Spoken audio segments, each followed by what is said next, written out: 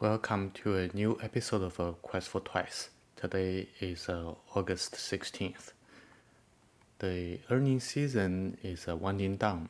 Today I'm going to cover several earning updates from companies in my portfolio. The first one is energy transfer. So the new thing with the energy transfer was it bought a new company, WTG, for about $3.1 billion in 2024. So partially as a result, it raised its full year guidance. So for EBITDA, now the guidance is $15.4 billion instead of $15.2 billion given about 3 months ago. The debt also went up from $52.3 billion to $57.4 billion. For the full year, its DCF should be around $8.8 billion.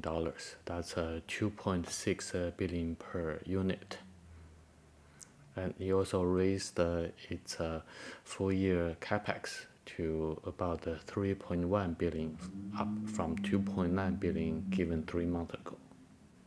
So if we look at the valuation metrics, EV over EBITDA is about 7.2, very similar as the 7.0 when the earning came out 3 months ago. The price over DCF is about 6.0.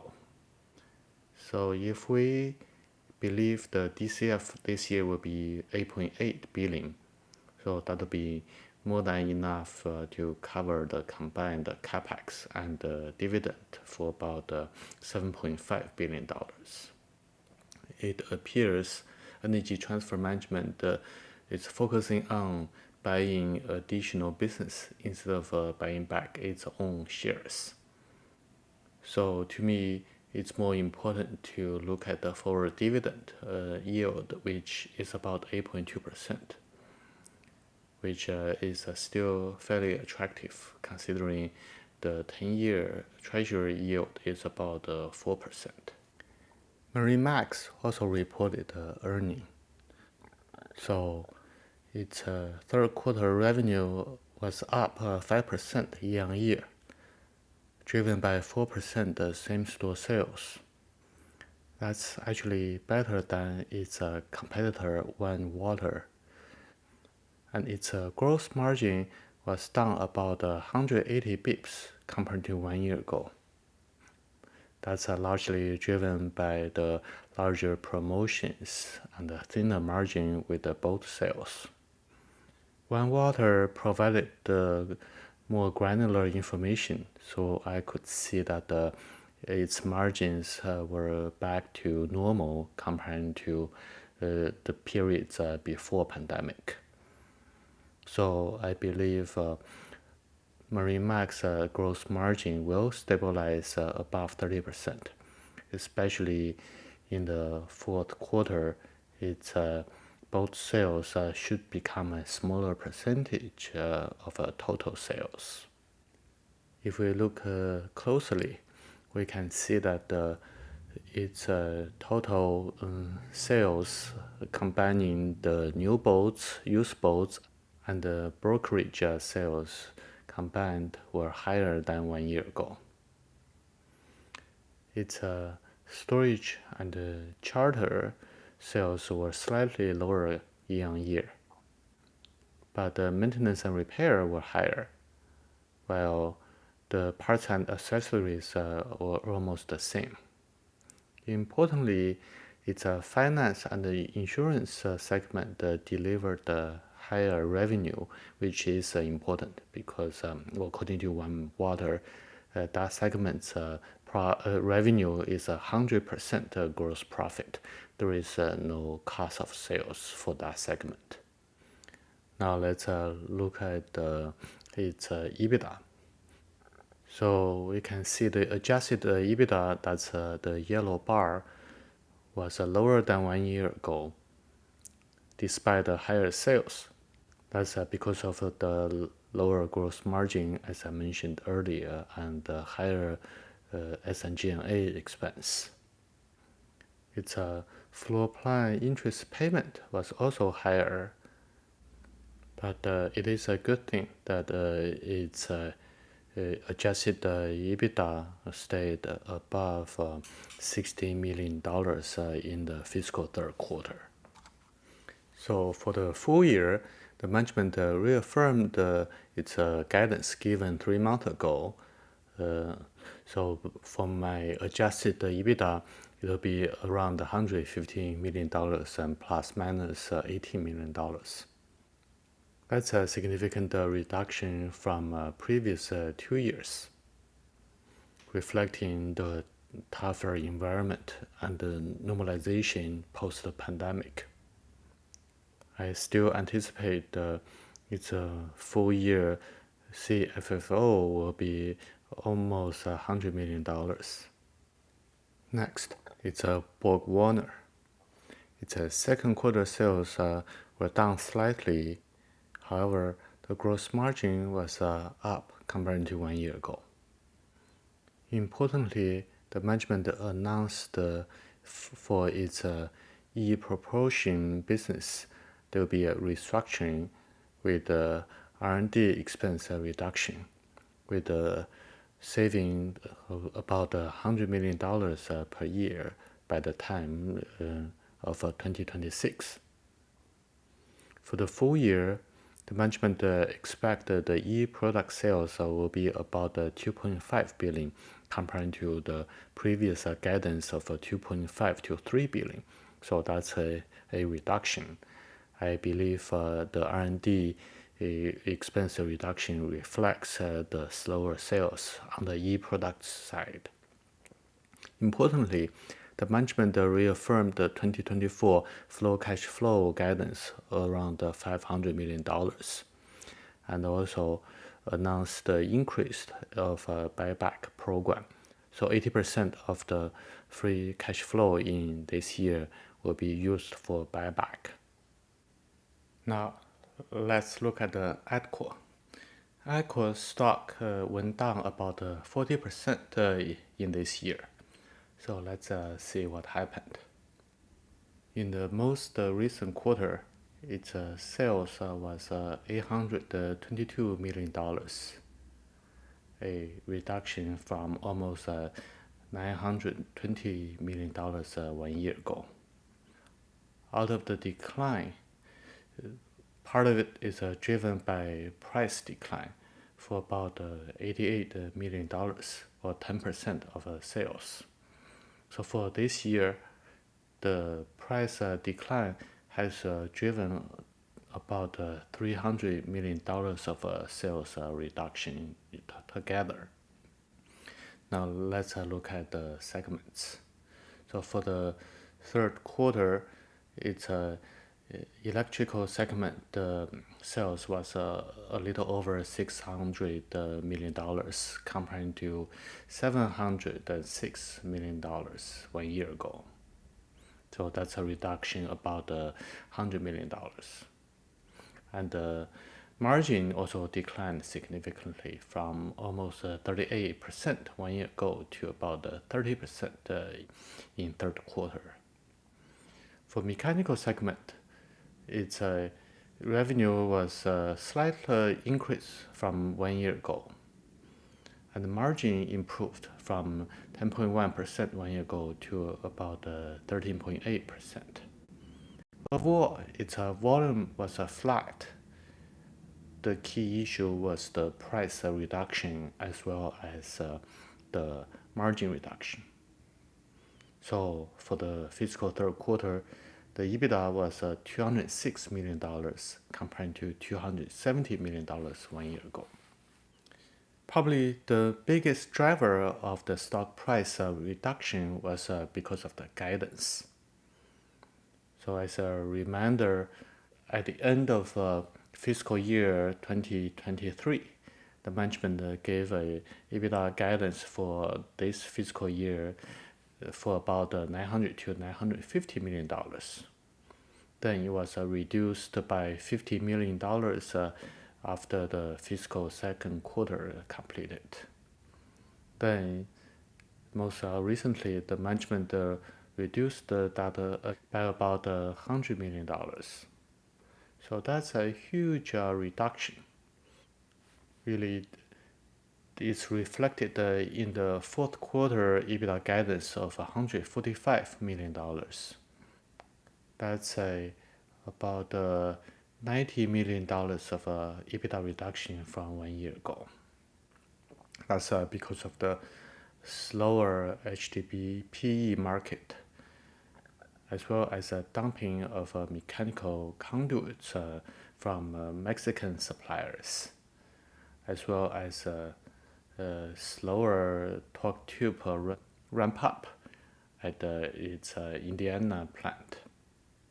So I estimated that the mechanical conduit dumping probably cost about $40 million of EBITDA hit to the fourth quarter. And for fourth quarter sales was guided around $750 million. That's a reduction of $120 million from 1 year ago. So just a relentless price and margin impact. The management also gave a preliminary guidance of a fiscal year 2025 for EBITDA to be at least $650 million. For the first 9 months in this fiscal year, CFFO was about $350 million, and the capex for 105, and the buyback for about $280 million. So the company was still generating a lot of cash and used that for growth as well as buyback shares. At the end of third fiscal quarter, its cash on hand was $304 million versus a gross debt of $764 million. So the net debt was about $460 million. So let's take a closer look at the guidance changes.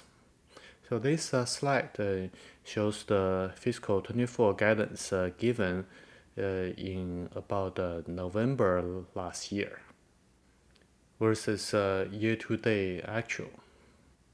So in November last year, the management believed its plastic pipe and conduit segment, which is the largest, will grow mid-single digit to high single digit. But it was revised down most recently to low single digit. That's because of the very soft demand for HDPE products, as the telecommunication industry awaits a rollout of government stimulus funding for broadband access. Next largest segment is the metal framing and cable management construction services. The guidance was reduced from a high single-digit growth given in November last year to most recently mid-single-digit growth. Next, almost same size is the mechanical electrical conduit segment. The guidance was a low single-digit to mid-single-digit growth given in November last year, but now it's revised down to low single-digit growth in volume. The management mentioned that the number one business challenge was related to this segment. It's impacted by increasing import from Mexico. Then the guidance for electrical cable flexible conduit as well as mechanical tube segments are unchanged. So year to date, the volume growth is about 4% despite the double-digit growth in the mechanical tube segment. So that shows the sales pressure from all the other segments. But the key question is the slower growth related to a general industrial issue or idiosyncratic issue facing Aqua? In other words, is the general market demand slowing, or is because of the general market demand was okay, but the competitors were stealing share from ATKR? For metal electrical conduit, the issue was stolen share from Mexican suppliers. But what about the other segments slowdown? So I did some research to look at the industry trend. Wesco is an electrical component and material distributor, provided some important information. Keep in mind, it's a even larger company compared to ATKR with annual sales over $10 billion, out of which 14% of sales was from cable and conduit. So Wesco management provided this plot on the left. It shows that the growth peaked in second quarter 2021. Then for Wesco and its industry peers for electrical and datacom distribution, these sales declined since it peaked in second quarter 2021. And that decline almost was a consistent and cross into negative domain in the second quarter of last year for its peers, and reached zero growth at the end of last year for Wesco. And in this year so far, the growth for Wesco or its peers was mostly negative. So we can see that indeed there is a slowdown in the industry. It's not just limited to ATKR. Wesco also provided a more granular look at the different segments. So that's shown in the figure on the top right. The way to look at it is there were outlook given by Wesco in May 2024 versus in August 2024. So we could see that for construction, there was no change in the outlook. The whole subsegment stays about flat. And industrial segment, no change, up by single digit to mid single digit. And OEM would be flat. Same story with the security segment staying flat and no change to the outlook. And unchanged outlook for enterprise network infrastructure as well as data center, up from low single to mid single digit. The biggest change comes from utility and broadband segments. So in May, the Wesco management believe the utility segment would be up for this year by about mid single digit. But 3 months later, the outlook was revised to down low single to mid single digit. And utility is one of the largest customer vertical for ATKR plastic conduit segment. And for broadband, the outlook by Wesco in May was stay flat for this year, but it was revised down 3 months later. And a similar story was given by HZO. They provided some commentary in the most recent earning update. Management mentioned continued inventory normalization in distribution end market. Although the solid end market demand was still there, it's just inventory normalization, so it's a temporary issue. However, the telecommunication market was weak and down 40% year on year. So I do believe the Wesco's assessment of the entire industry verticals was representative, and that can also explain the change in outlook and the guidance given by ATKR management. To make things worse, as I mentioned earlier, there was Mexican suppliers dumping their steel electrical conduit and causing Aqua to lose market share and reduce price as well as margin.